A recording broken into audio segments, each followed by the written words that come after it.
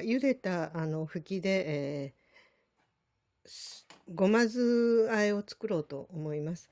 材料は茹でたふき、皮を剥いてありますけども、約 170g ほどあります。それと、黒ごま大さじ2杯、黒ごまが大さじ2杯、それから普通の酢ですけども、お酢、浄土酢、大さじ 1.5 杯ほどあります。それと、きび砂糖が大さじ1杯。で、お塩が小さじに4分の1ほど準備してあります。まず、ふきを切ります。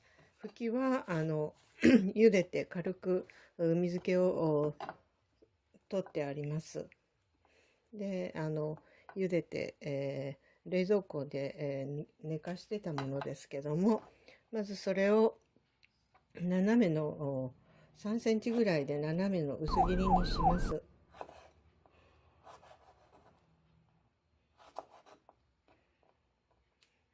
こんな感じに、薄切りに、まずします。ふきをすべて、切りました。で、まずこれは置いておきます。そして、すり鉢に、昔ながらのすり鉢ですけども、大さじ2杯の黒ごまをまずこの中に、すり鉢に入れて、半分ほどすります。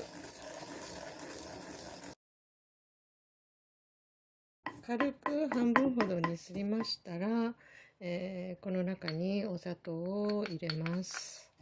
そして、お塩も大さじ4分の1、小さじに4分の1程度、薄くちょっと残しましたけども、それを入れて、で、お酢をまず大さじ1杯入れます。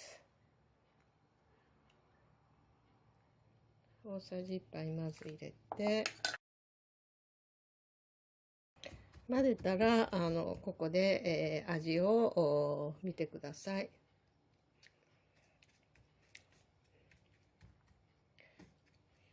ちょっとお酢をもうちょっと入れた方がいいので、大さじに1杯半ほど使います。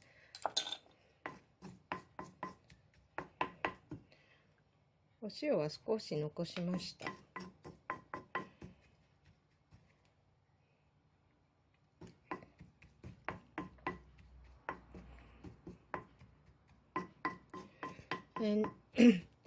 混ぜてちょっと置くと酢は飛びますので、少し酢をかたした方が後の味がいいと思います。で、この中に、ふきを入れます。